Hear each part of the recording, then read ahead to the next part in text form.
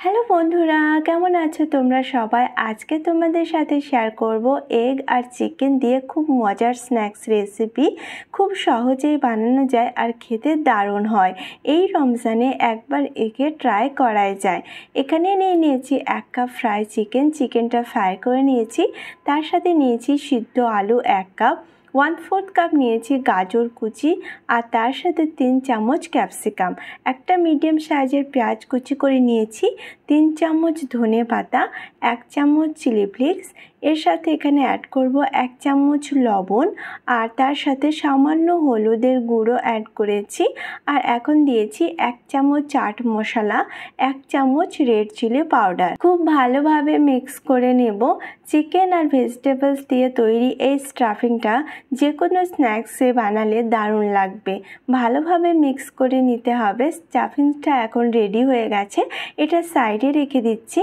Batter বানাতে এখানে নিয়েছি 1/4 কাপ ময়দা, আর তার সাথে এখানে অ্যাড করব 1/2 চামচ চিলি ফ্লেক্স, এর সাথে এখানে নিয়েছি 1/2 চামচ ব্ল্যাক পেপার, সামান্য পরিমাণে নিয়েছি লবণ, আর জল দিয়ে একটা ব্যাটার বানিয়ে নেব। ময়দার এই ব্যাটারটার প্রয়োজন হবে, তাই এখানে একটা ব্যাটার বানিয়ে নিতে হবে। ব্যাটারটা খুব বেশি পাতলা করব না, এরকম ব্যাটারের কনসিস্টেন্সি থাকবে। ব্যাটারটা রেডি হয়ে গেছে, এটা সাইডে রেখে দিচ্ছি। এখানে আমি নিয়েছি ময়দার সিডস। এই সিডসগুলো আমি অনলাইনে কিনেছি, তবে ময়দার ডো বানিয়ে সেখান থেকেও এরকমভাবে পিস পিস করে কেটে নিয়েও এই স্ন্যাক্সগুলো বানানো যাবে। চিকেনের স্টাফিংটা দেওয়ার পরে এখানে অ্যাড করেছি ডিমগুলো এইভাবে পিস পিস করে কেটে নিয়েছি। যে ময়দার ব্যাটারটা বানিয়েছি সেটা একটা সাইডে লাগিয়ে এইভাবে উপর দিয়ে আরও একটু লাগিয়ে নিয়ে তার উপর দিয়ে এইভাবে আরেকটা সাইড লাগিয়ে দিলেই এইভাবে এই স্ন্যাক্সগুলো খুব সহজেই বানিয়ে নেওয়া যাবে। এই সিডসগুলো যদি অ্যাভেলেবেল না থাকে সেক্ষেত্রে ময়দার ডো বানিয়ে এভাবে পিস করে কেটে নিলেই চলবে।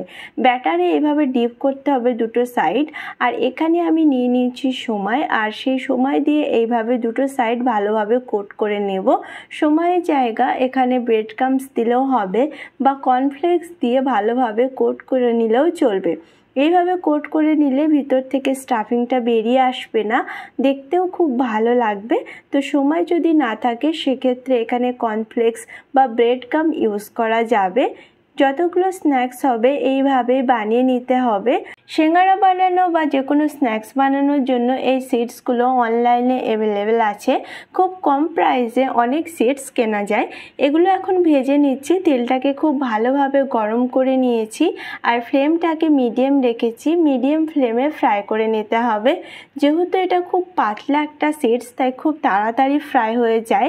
মিডিয়াম ফ্লেমে 4 থেকে 5 মিনিট ফ্রাই করলে এই স্ন্যাক্সগুলো রেডি হয়ে যায়। খুব সহজেই বানানো যায় এই চিকেন আর এগ দিয়ে খুব মজার একটা স্ন্যাক্স রেসিপি। দুটো সাইড উল্টে পাল্টে ভালোভাবে ভেজে নিতে হবে।